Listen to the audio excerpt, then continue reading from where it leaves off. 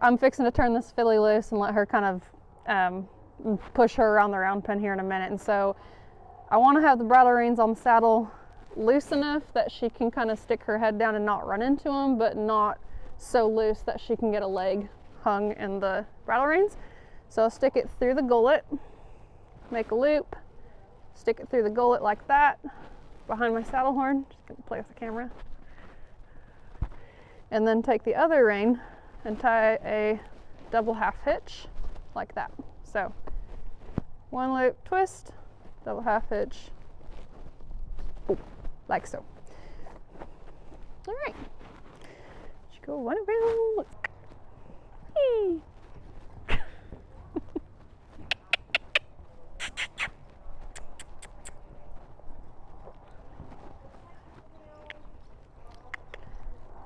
Ooh.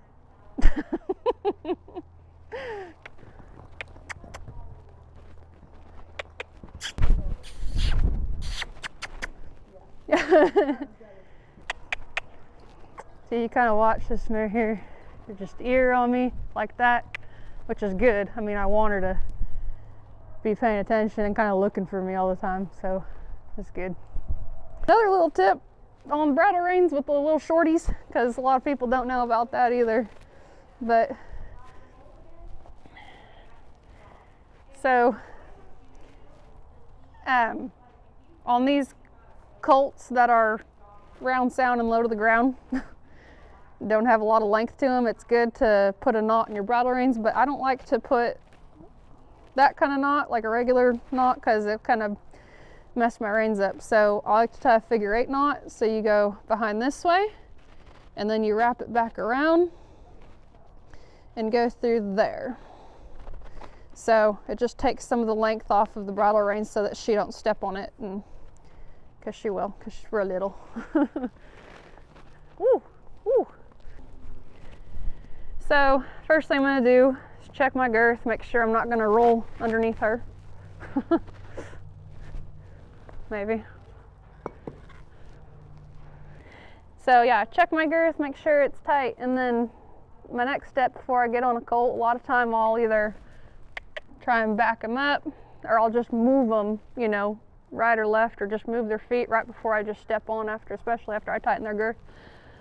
And I'll kind of keep her nose tipped just a little bit. I don't want to crank her around and bend her all the way around, but I kind of just want her attention right here. And I'm going to be watching her eye and her expression before I get on. If she's real uptight, I might do a little bit more to kind of get her to relax before I step on her. But she's pretty easygoing little lady, so I'm just going to tip her nose. And then when we step on a colt, you don't want to be back here and pull the saddle and kind of teach them how to run away from you. You want to put your toes in, just your toes, so you don't get hung up. Get as close as you can with your hip, and then I like to grab their mane hair when I get on so I don't drag the saddle over. And then all kind of in one, because they're liable to move like that. So they're just, you know, they're not broken enough to just stand there like a statue while you get on. And so right away I'm going to kind of start moving her around, kind of getting her attention, pushing her forward, making her follow my hands. Just keep turning her. Like here, like right there, she's kind of, you know, getting a little bit uptight and thinking about wanting to leave and all this. I'll just keep turning her right here, and then right about this point I feel like I need to start trotting her, so I'm going to do that. And like as I'm trotting her this first time here, I'm going to kind of keep her nose tipped, keep pushing her forward. So she's just kind of balled up and not wanting to move forward, so I'm going to keep pushing her forward. Let's see if I can get her go forward the other direction. There we go. So all I'm worried about right here is just making her go forward. I don't care about anything else other than just go forward. There we go. There we go.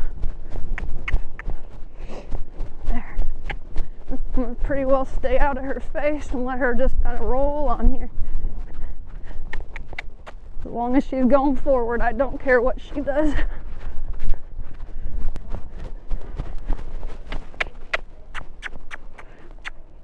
I'm just gonna keep. Woo! I'm gonna fall off.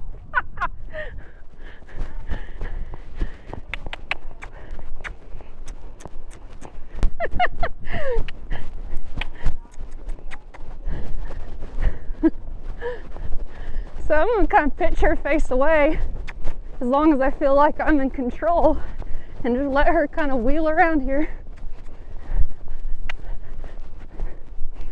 There.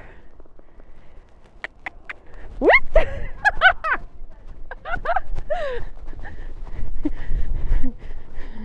She's okay.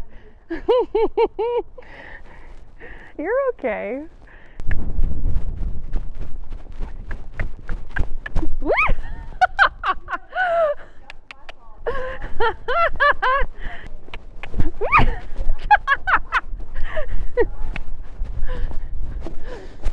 Oh gosh, it's funny. Oh, shoot.